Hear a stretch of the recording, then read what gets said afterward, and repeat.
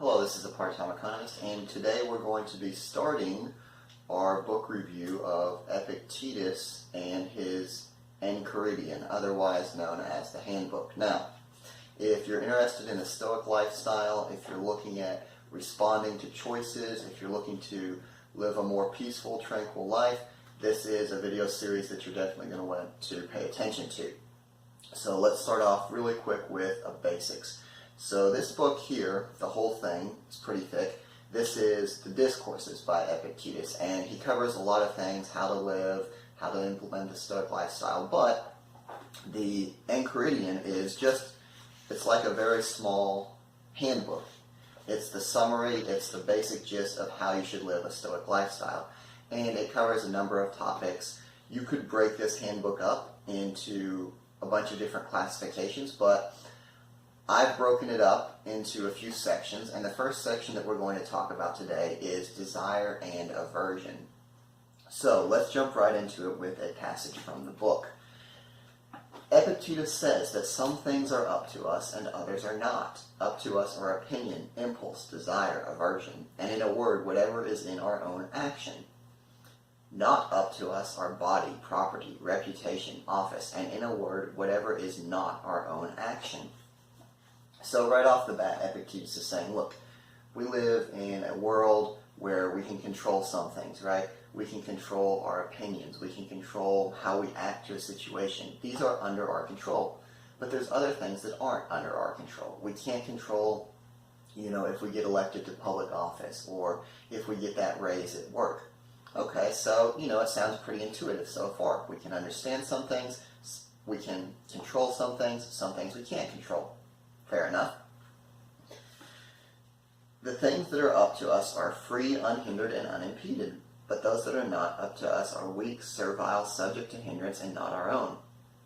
Remember then that if you suppose what is naturally enslaved to be free, and what is not your own to be your own, you will be hampered, you will lament, you will be disturbed, and you will find fault with both gods and men. So, what Epictetus is saying is, if we think that something is under our control when it's not, so if we think that getting this new raise or this public office, if we think that's something that we can control, it simply isn't under our control. So we're going to have disappointment whenever we don't get that, when it's reality, it's something completely out of our control. Let's continue reading. Remember, the desire promises the attainment of what you desire, and aversion promises the avoidance of that to which you are averse, and that he who fails to gain what he desires is unfortunate, while he who incurs the object of his aversion experiences misfortune. Again, the same thing. If we are averse to losing our job, if we are averse to being sick, and we get sick, we lose our job, obviously we're going to be having a bad time because we've encountered the object of our aversion. So, what does Epictetus propose? How can we avoid this disappointment and experiencing our aversion? He says, if you confine your aversion to those objects which are both unnatural and up to you, you will never incur anything to which you are averse. But if you are averse to sickness, death, or poverty, you will experience misfortune. Remove aversion, then, from all things that are not up to us, and transfer it to things which are both unnatural and up to us. So what he's saying is, look, if you're not averse to sickness and you get sick, it's not something you have to worry about then. So instead of being averse to things that we simply can't control, be averse to the things that we can control, right? Let's be averse to lying, to cheating, to stealing, to living an immoral life, because if we're averse to these things, we can completely control if we experience them or not. I can live a virtuous life. I can always tell the truth. I can be respectful, caring, and I never have to deal with the aversion of not being caring, not being truthful, not being, respectful. So what Epictetus is really trying to get us to think about here is to control what we can and to only be averse to those things that we can control. And it kind of reminds me of a story from basic training when I was in the Army. And of course, basic training is really stressful. The drill sergeants are always yelling at you, having you do these impossible tasks, right? And we were getting this class on resiliency and how to bounce back and stay motivated.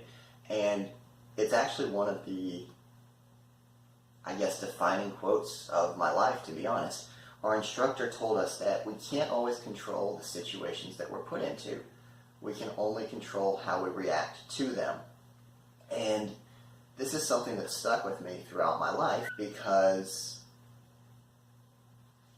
it's absolutely right. You know, I can't control if I get in a car wreck. I can't control, you know, if I lose my job. I mean, obviously I can work hard, I can try to drive safely, but once an event happens, once that thing has transpired, we can't go back, we can't change it. So we can only control our reaction to it. So I get in a car wreck. Yes, that's bad, it's terrible. But what really matters is my reaction. Am I going to curse? Am I going to swear? Am I going to go attack this other guy? No, because that's something that's bad, right? What I want to do is be calm, I want to be collected, and I want to do whatever I can to take care of myself or help this other guy, and then, you know, we can figure everything out with insurance and the police. So, yeah, again, this is just the first section on Epictetus' Handbook. We're going to continue moving more through it in the upcoming series, and I hope that you will tune in and get some more benefit from this wonderful book. See you next time.